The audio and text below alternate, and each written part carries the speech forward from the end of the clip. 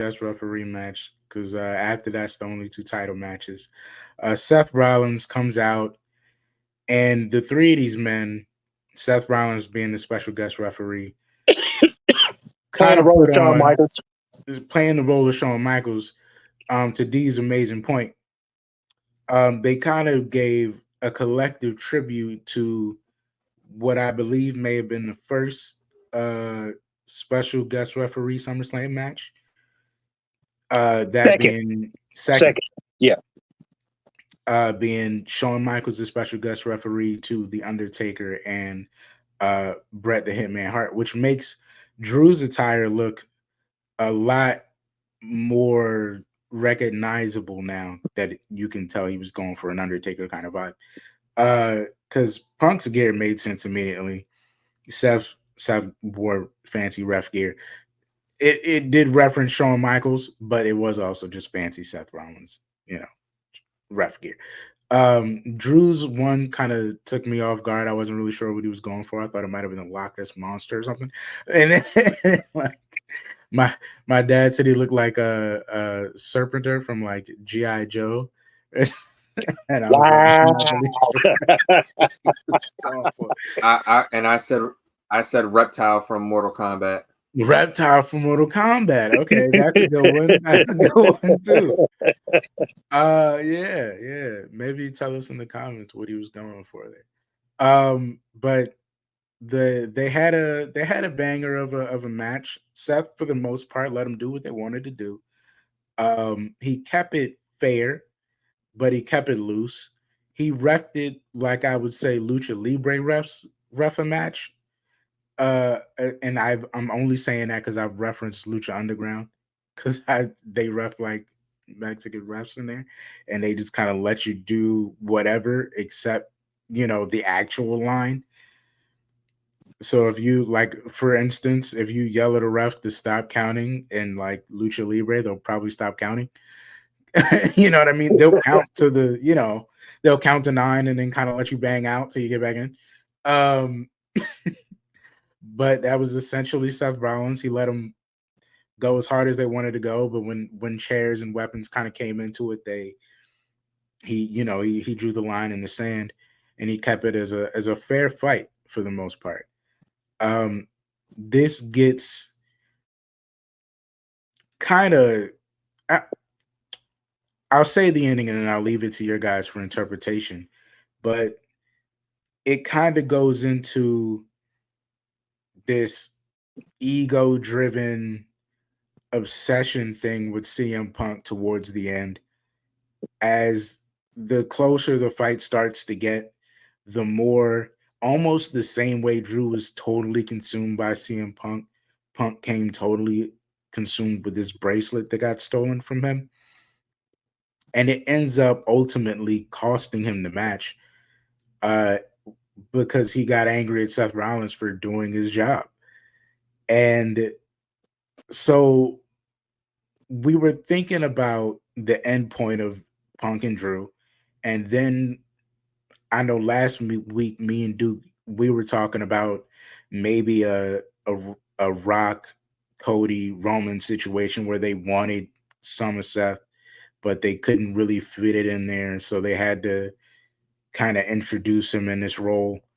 But ultimately, it just kind of felt like Punk screwing himself out of a match.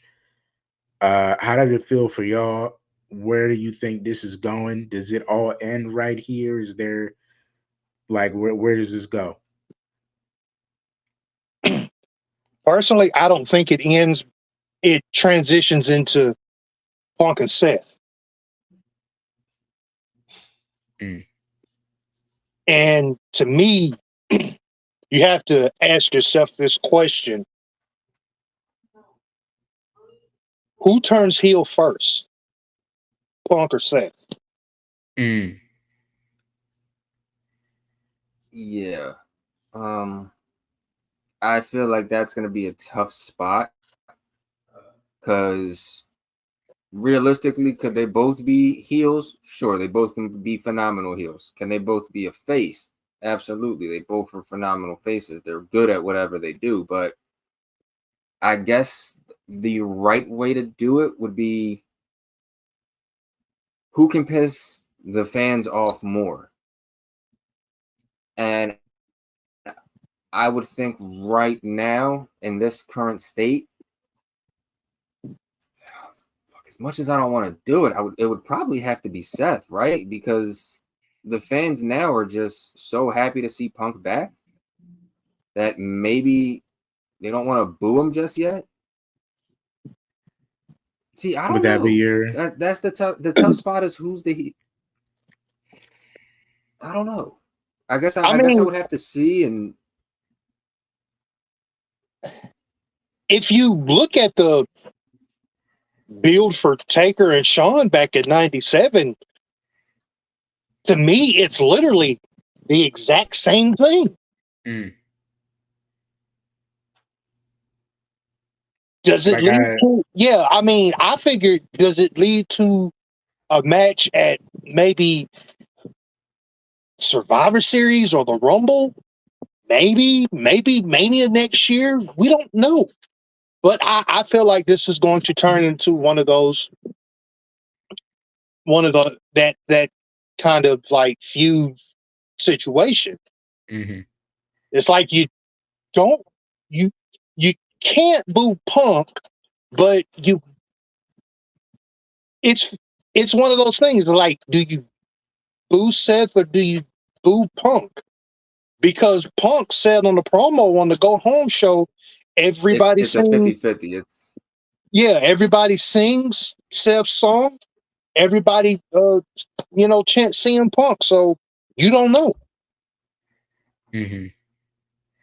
Well, how does Drew get off scot-free in this? Because the weird thing is, if Punk shows up Monday and goes, "I lost because you wore the bracelet trying to mess with me," does this become a story of Punk's ego just forcing him to be the bad guy in situations? Because I could easily see the story becoming, you're too into whatever you think is going on to realize that nobody, you just end up getting in fights with people that didn't want you there anyway. And you're kind of, shooting yourself in the foot in these multiple instances. I don't know if that's the arc they want to go on, or if,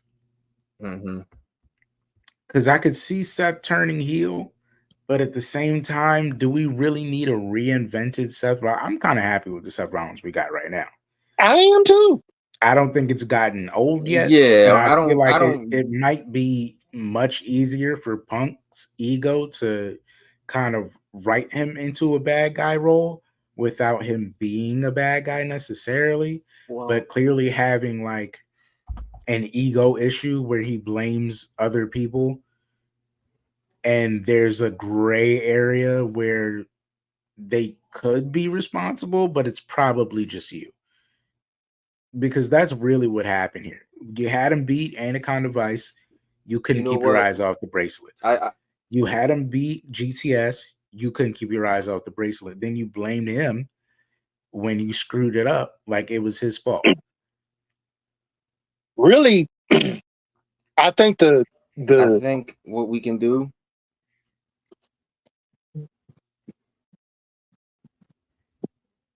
Go ahead. I personally think when Punk saw Seth with the bracelet on, that's what kind of ticked him off. Mm-hmm. So that's why I see the Punk and Seth thing going. Mm-hmm. As far as Drew, I think he's still in the middle of it, but he'll be more of a background player, and Seth and Punk will be at the forefront. Mm. Okay, so you might be pulling strings in the back. It's still like that guy that's trying to make sense to everybody, and maybe nobody's listening to him. Yeah, I was gonna say I can agree with that, but my question is actually not even so much of a question. It's kind of just like a mini revelation, I guess. Maybe Punk would need to be the heel because the last few times Drew's fought somebody like in a significant way, I remember like vividly him saying something like people aren't the same after they fight him, and they usually wind up changing their character or they wind up changing sides or becoming heel. So maybe that could be a thing where Punk kind of takes the heel approach after fighting Drew, and Drew can kind of hold that over. I don't know, maybe. I could see that. I could see that. Seth is usually the one. Yeah, I could see that. There's been a couple times where he's been the Punk, where Drew's been a catalyst to change. Plus it keeps Seth as the face. Yeah. This is one of those we'll see type stories. We gotta let him cook. Yeah, we gotta let it unfold at least until January 2025. Yeah.